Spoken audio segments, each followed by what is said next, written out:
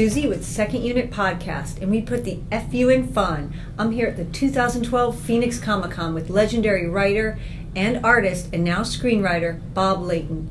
Bob, thanks for joining us. Hi, Suzy. Do you like our logo? Yeah, it's pretty cool. Yeah, it's pretty good. Took us a long time. I was trying to repress a little snicker there because it's like you just hit me with it just then. I go, there's a great slogan. Thank you. I need a lot of validation, so feel free anytime you want to just jump in. I hear you. Is this your first time at the Phoenix Comicon? It is, actually. Yeah. You know, and it's like it's been a really wonderful experience so far. As I was telling Matt, who's the head guy of this, I was saying, you can tell so much by how a con is organized. And from the time we've gotten off the plane, there's always been somebody there to help take care of us or give us directions or, help us locate something. And I've actually gone to cons where I've never actually met the people involved in the show. The entire time I got there in a cab and I did the show and I left in a cab and never met the people going on. So yeah, it's been very warm, very nice, Good. It's good to hear. Enjoying. Plus, I get to see some old friends. There's some people coming to this show that I haven't seen in a while, so it's been fun. Good. I'm glad. Maybe you'll come back. Well, I always like going to. I've already told Matt I'd be happy to come back, but I always like going to a new venue. It's like Phoenix is someplace. I was only been here once, and that was when I was moving to California to work in the movie business. I drove 26 hours from Baton Rouge, Louisiana, and all I did was sleep here, though. Okay, but that's enough, especially in the summer. I slept for like 16 hours and then got on the road again. So it was nice to actually see the town and meet the people and everything. Well, good. There's some good folks here. Yes. So I'm glad you got to. Everybody's been terrific so far.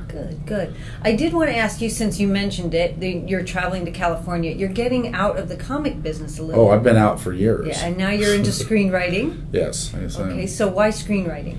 Well, just to put it succinctly, I've done everything I could possibly do in the comic book industry. I've owned 2 comic book companies.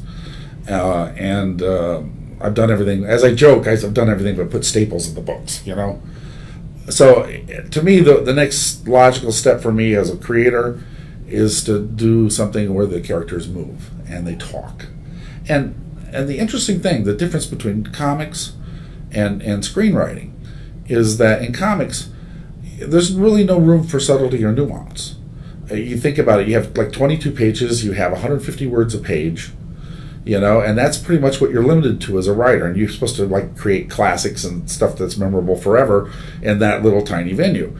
And as I've told people, in Hollywood, they say, what's the difference between this? And I said, because I can spend 3 pages talking about why Jedis are pussies in a movie, It's like, which I actually did in this one movie I wrote. But I can spend three pages on nuance, and it doesn't take up that much time on the screen, and it's something that it's liberating for a guy like me. Plus, I'm at the point where I really want to tell stories about regular people. I mean, I've done enough Underwear Boys to last me a lifetime.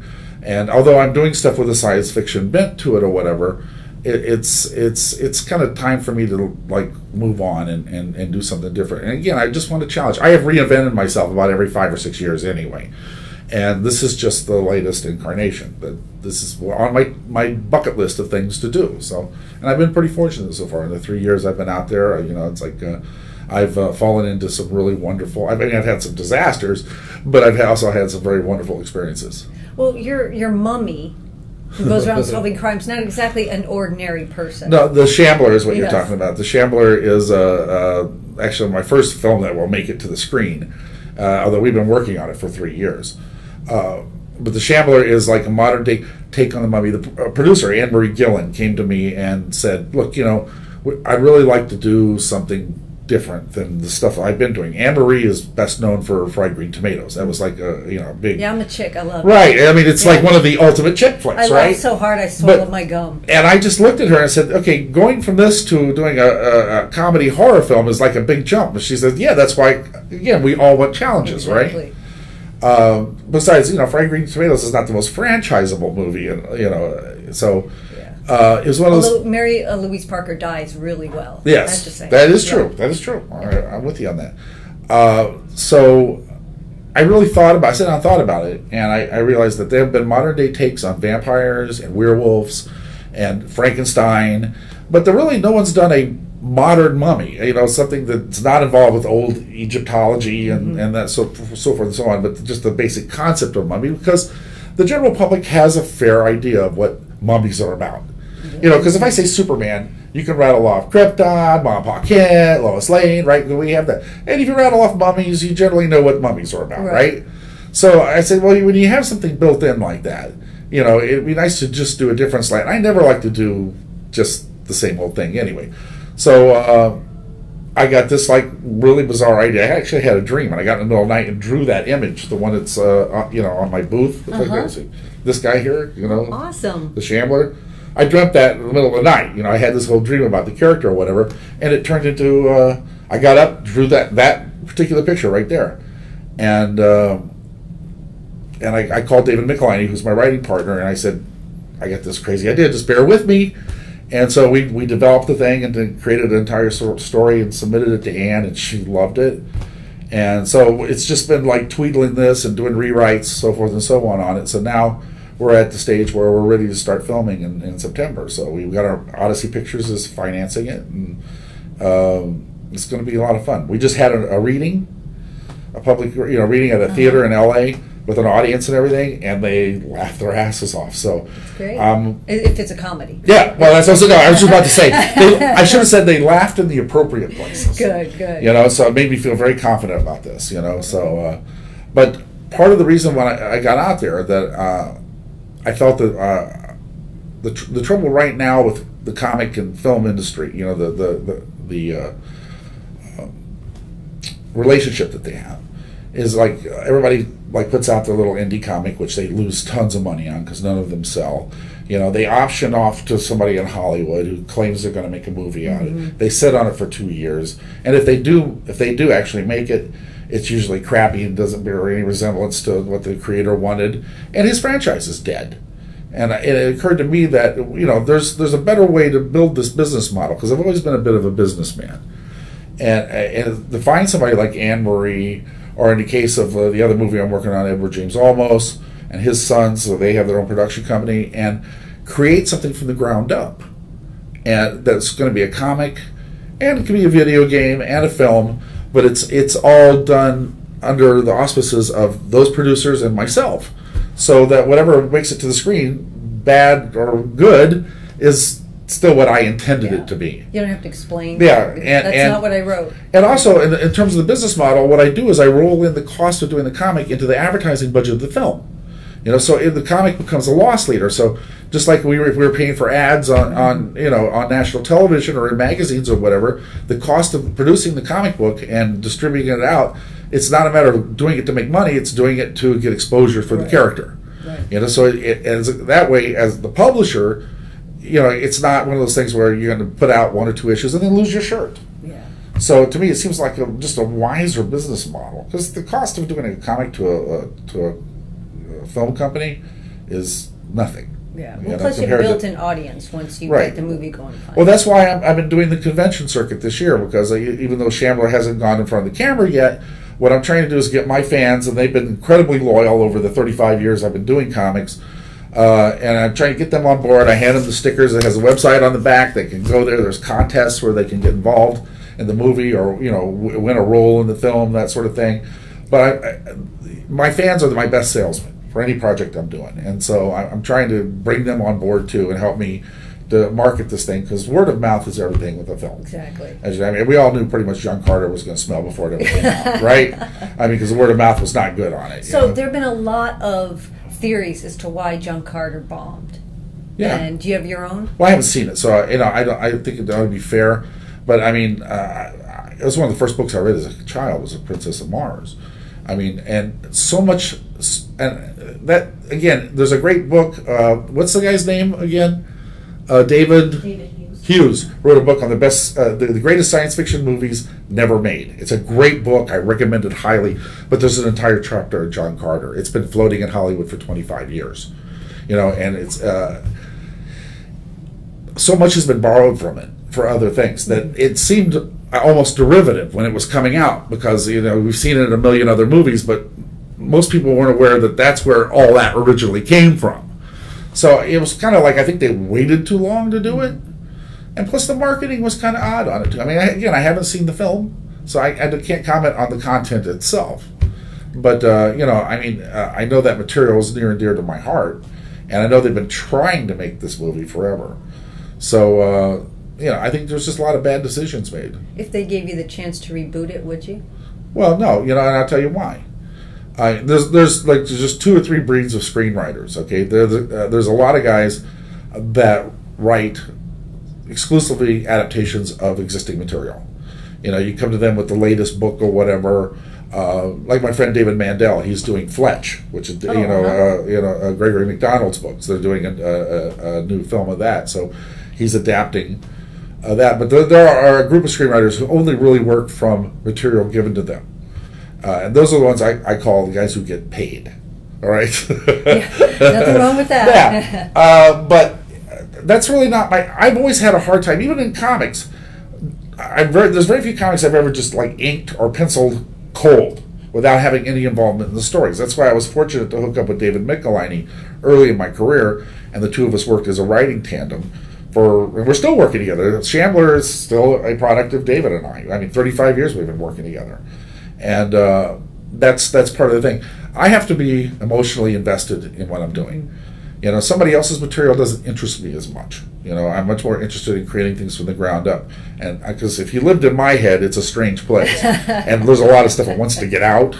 So, for me, this is that outlet for me to allow this stuff to come to the fore.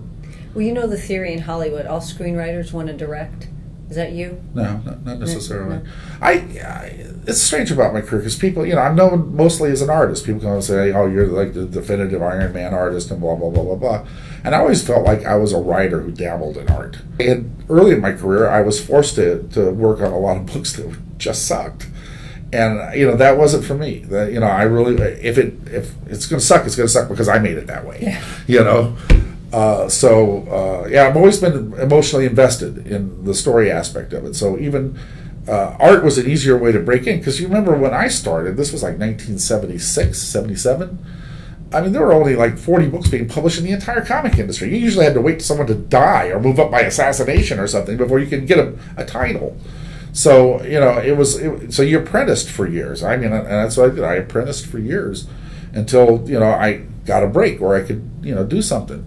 So it's a different animal, But my training all came around story. So I broke in as an artist, even though my desire. That's why I left Iron Man the first time, because I wanted to go do Hercules, so I could write it and draw it myself, because that was part of my career goal that I set up for myself. That's great.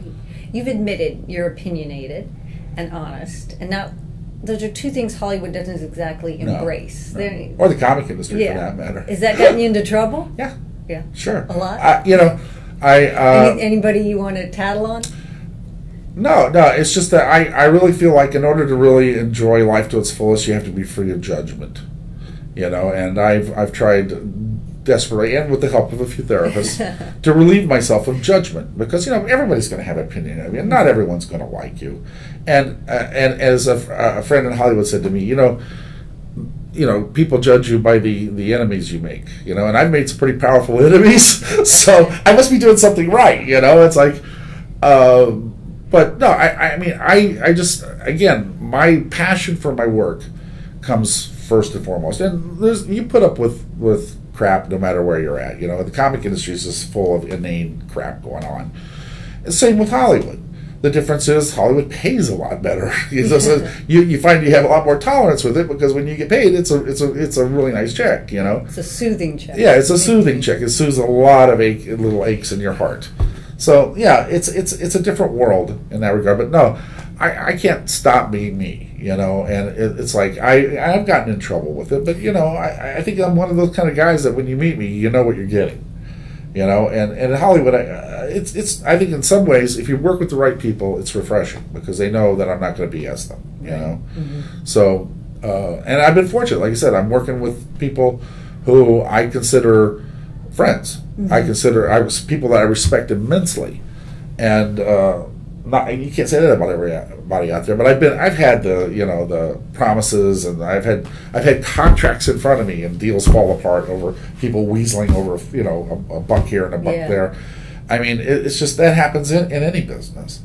You know, but like I said, that's why you kind of weed through that and find the projects and the people that help you produce stuff that works. You know, and like I said, I'm right now I'm real fortunate to be in a very good spot. Well, I for one am so pleased to have met you, and I'm so glad you're on Second Unit. This is the part of the podcast we call Shameless Plug. So you can look in the camera and tell us, we'll have a lower third of what you want to plug. If it's the Shambler, give us the website, and we'll go ahead and well, I will. Away. You can close up on this at your leisure. You can do it later if you want. But you got a good shot of that there? Okay. So this is the Shambler, and you can go to the website, which is shamblerthemovie.com, and we will have regular updates there as we start casting. Right now we're searching for a director. Well, if you need a short Jewish girl anywhere in the cast, I'm your gal. Okay, and that's basically what we're doing right now with that. So that's my shameless plug. Plus, I have a comic book coming out. Excellent. this summer, later this summer, which is a Colony, which was the continuation and finalization of my webcomic that I ran for years on my website. It's also the last work of my mentor, Dick Giordano. He collaborated with me on that, and he finished it just before he died. Oh, I'm sorry. Yeah, it took me a while to be able to emotionally to deal with finishing the book and stuff, because it's like we were very, very close. I'm sorry. But we're publishing this through IDW as a tribute to Dickie, and so that should be out later this year. I encourage everyone to spend $20 on it. We'll encourage him to. And thanks again, honestly, you were Suzy, just tremendous. And this has been Second Unit, and now it's time for your FU Clip of the Week. Yeah. Everyone loves douchebags. You know why people love douchebags? Because they love to hate douchebags. Yeah. And there's an unending supply of douchebags. You pick on them, and yet they're still there. I swear, the United States is the Saudi Arabia of douchebags. The douchebag song.